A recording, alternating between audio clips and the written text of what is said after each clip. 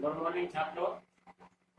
देखो, इससे पहले जो हमारी क्लास थी वो 2.1 प्रश्नावली पूरी हो गई थी हमारी। कौन सी हो गई थी? एक। अब हमारी प्रश्नावली है 2.1। इस क्लास को अंत तक देखें और अपने दोस्तों को, अपने पढ़ने वालों को ज़्यादा से ज़्यादा, अधिक से अधिक शेयर करें, जिससे आपके साथ साथ उनको भी इसका लाभ मिल सके। देखो, पहला क्वेश्चन इसमें, निम्न व्यंजकों में से कौन कौन एक चर के बहुपद हैं और कौन कौन नहीं है, और कारण के साथ उत्तर देना है।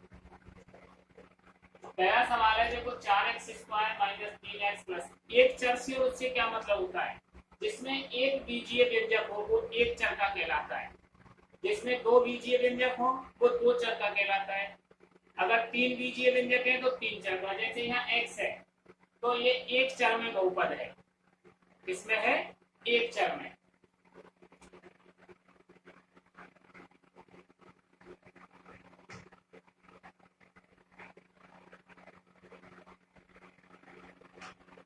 आ गया समझ में? क्योंकि इसके अंदर एक ही चर है x। ये वाला y² प्लस 2 क्या है? y² plus 2। इसमें केवल y अंक है चर में, तो ये एक चर में बहुपद है।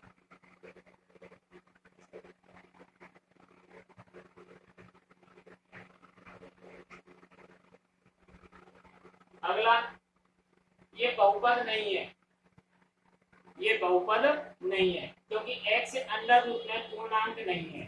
क्या नहीं है? पूर्णांक। क्या लिखेंगे इसमें?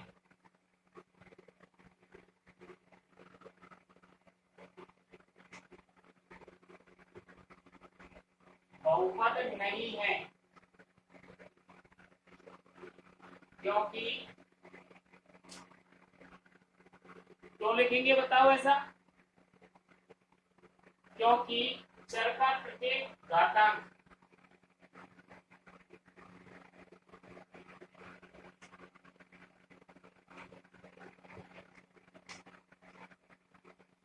पूर्णांक नहीं है।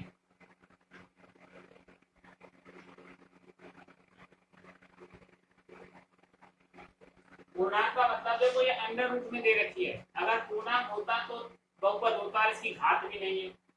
अगला है, ये भी पूर्णांक नहीं है, एक चर में बहुपद नहीं है। बहुपद नहीं है। ये वाला देखो, इसमें x, y और t, इसके पीछे भी क्या लिखेंगे? बहुपद नहीं है इसमें भी, क्योंकि चर का प्रत्येक घातांक पूर्णांक नहीं है। इसमें भी ये चीज लिखी जाएगी जो ऊपर लिखी हुई है, और ये तीन चर में बहुपद है।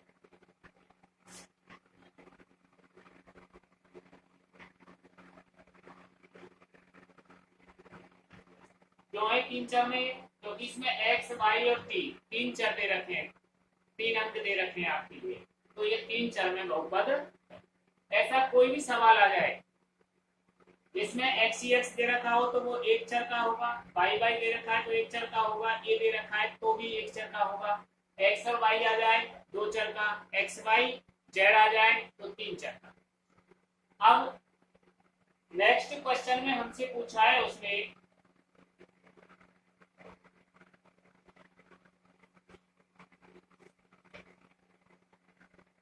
निम्न में से प्रत्येक में x² का पूर्णांक बताओ। x² का पूर्णांक बताओ।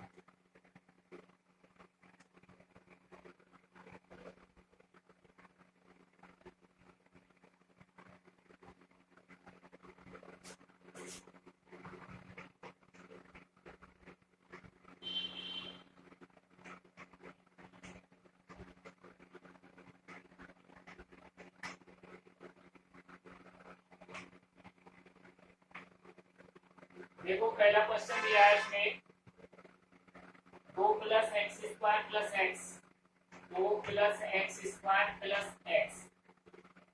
अब देखो, इसमें x² तो x² ले रहा है। x² के आगे गणित का कोई अंक है? नहीं है, तो एक माना जाएगा इसका। में एक्स स्क्वायर का गुणांक 1 है।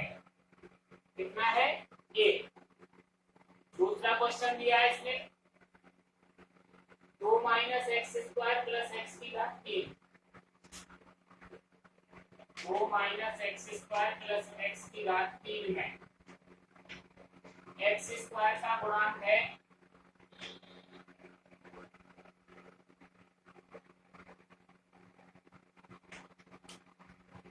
अब देखो इसमें एक्स स्क्वायर के आगे क्या दे रखा है, कोई अंक नहीं है, तो इसका गुणांक हो जाएगा -1, क्योंकि इसमें माइनस का चिन्ह है आगे। किसका है? माइनस का, तो minus x square.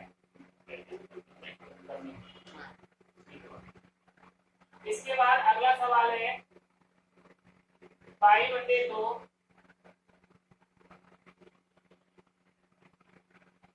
X square plus x में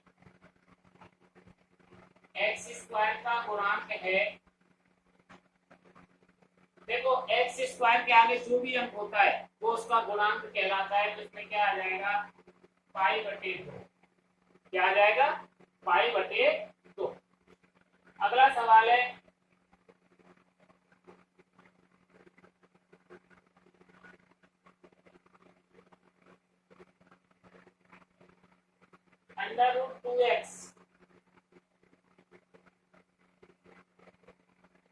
√2x माइनस 1 में एक्स स्क्वायर का गुणांक है।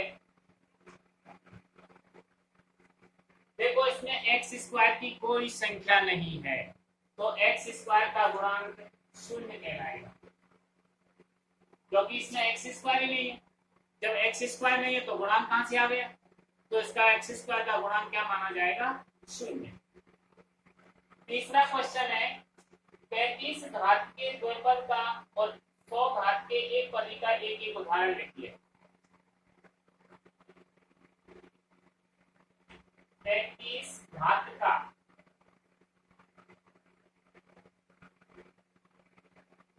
द्विपद, अब जिसकी घात 35 हो, जिसकी घात 35 हो तो x की घात 35 प्लस y, 35 घात का बहुपद हो। और भी कोई अंक लिख सकते हैं आप, पद तो होने चाहिए इसमें। क्या होने चाहिए? पद तो होने चाहिए।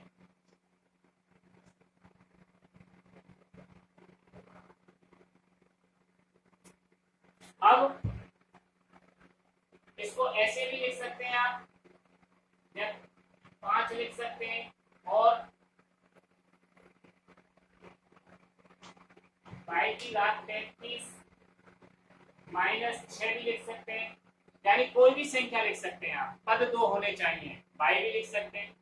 और दूसरा प्रश्न पूछा है इसने 100 घात के एक पदी का एक उदाहरण दीजिए।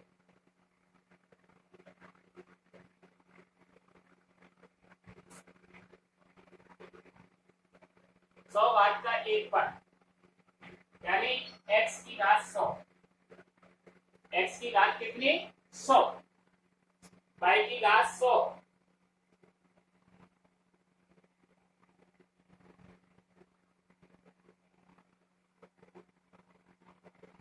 क्योंकि एक ही पद पूछा है उसने, और भी दे सकते हो आप उदाहरण, कुछ भी दे सकते हो। y की घात 100, z की घात 100, यानी 2 पदके में 2 पद होने चाहिए, एक पदके में एक पद होना चाहिए। अब देखो चौथा क्वेश्चन है आपका, इसको हटा दो, लिख लिया होगा आपने।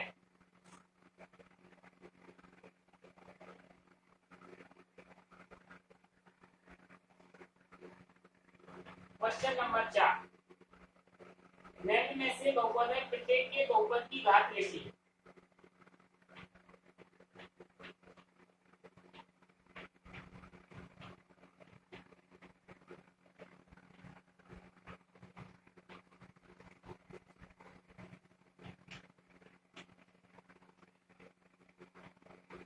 प्रत्येक बहुपद की घात लिखनी है, हमारा पहला क्वेश्चन है इसके अंदर।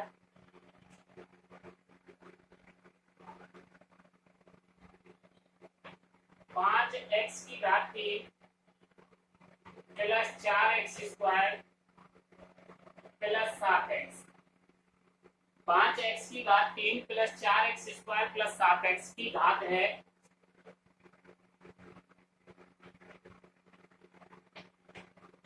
3, क्योंकि सबसे बड़ी घात लिखते हैं तो x की घात है 3। अगर यहाँ 5 होती तो 5 लिखते, जो बड़ी से बड़ी घात होती है वही उसकी घात कहलाती है। दूसरा क्वेश्चन है आपका 4 माइनस वाई स्क्वायर की घात है 2, क्योंकि इसमें स्क्वायर दे रखा है उसमें। फिर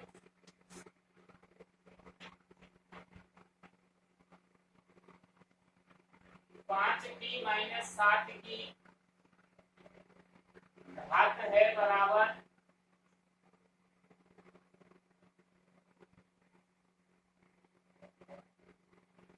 अब देखो टी के ऊपर कुछ लिखा हुआ है क्या, बताओ टी के कुछ लिखा हुआ है तो कोई घात नहीं है तो इसकी घात होगी 1। और चौथा क्वेश्चन है आपका, इसमें है 3, तो इसमें कोई चर पद नहीं है की घात, तो क्या कहलाएगी इसकी घात 0। क्या कहलाएगी 0। 0 क्यों कहलाई, क्योंकि इसमें कोई चर पद नहीं है। एक्स वाई जेड में से ए बी सी डी यानी 26 अक्षरों में से भी कोई सी एक अक्षर होता है इसमें तो इसकी घात लिख देते, लेकिन ये तो 3 है, अचर पद है, इसलिए इसकी कोई घात नहीं होगी। क्वेश्चन नंबर 5 में आपसे पूछ रहा है बहुपदों में से कौन कौन से बहुपद रेखिक हैं, यानी जिनकी कोई घात नहीं होती है वो रेखिक कहलाते हैं।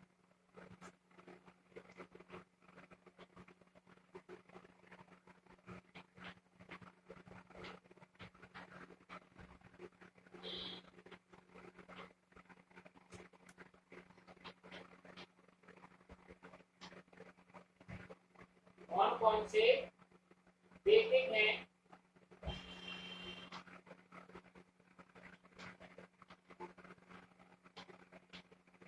कौन कौन से द्विघाती हैं,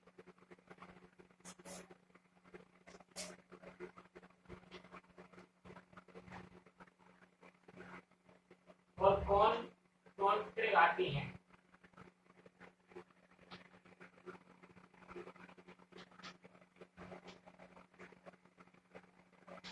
जिसकी घात कोई नहीं होती वो रेखिक कहलाता है, जिसकी घात 2 होती है द्विघाती कहलाता है, जिसकी घात 3 होती है वो त्रिघाती कहलाता है।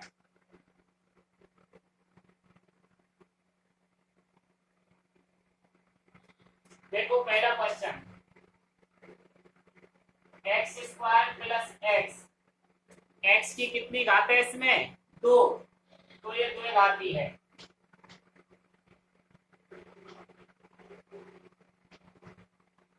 Question number 2, x minus x की घात 3, अब इसमें x की घात कितनी है 3, तो ये त्रिघाती है।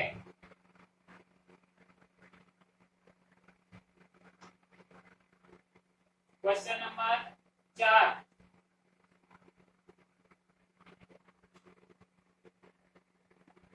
y plus y square plus 4, तो y की बड़ी घात कितनी है इसमें 2, तो द्विघाती है।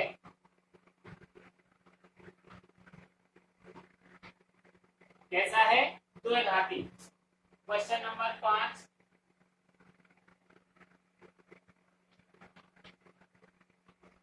टी, अब देखो इस पे कोई घात नहीं है, कैसी है कोई घात नहीं है,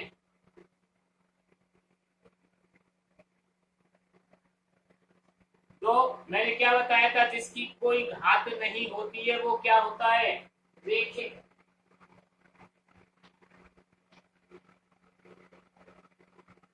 जिसकी कोई घात नहीं होती है वो रेखिक होता है। इसमें घात सबसे बड़ी 2 है तो द्विघाती हो गया, इसकी घात 3 है तो त्रिघाती हो गया, इसकी घात 2 है तो द्विघाती हो गया, और इसकी घात कुछ नहीं है, इसलिए ये रेखिक हो गया। अगला है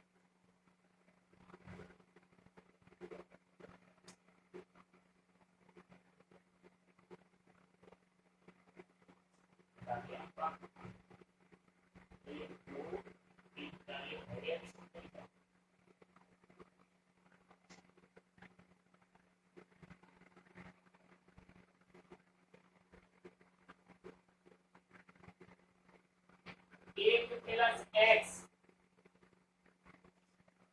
ये 5वां क्वेश्चन हो गया आपका, पहले ये चौथा पीछे आ गया, लिखाएं।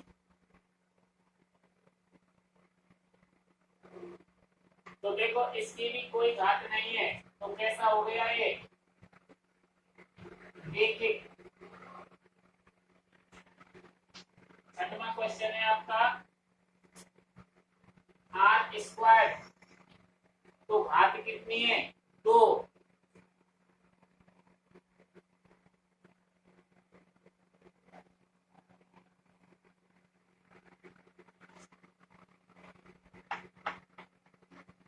ये कैसा है द्विघाती।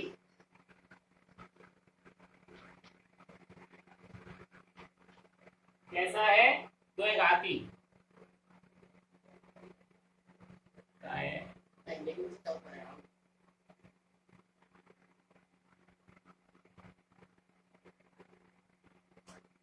अब क्वेश्चन नंबर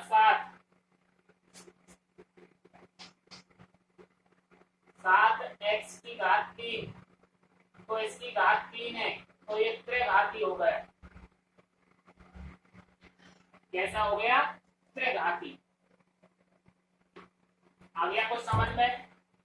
यानी जिसकी घात 1 होती है वो रेखिक कहलाता है, जिसकी घात 2 होती है वो द्विघाती, जिसकी घात 3 होती है वो त्रिघाती कहलाता है।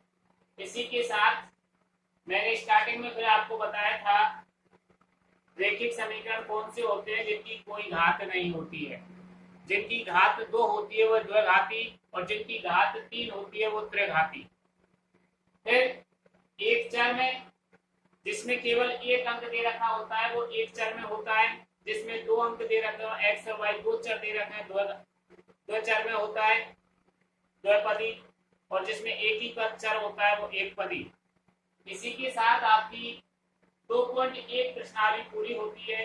अगली प्रश्नावली अगली क्लास में बताएंगे, तब तक के लिए थैंक यू।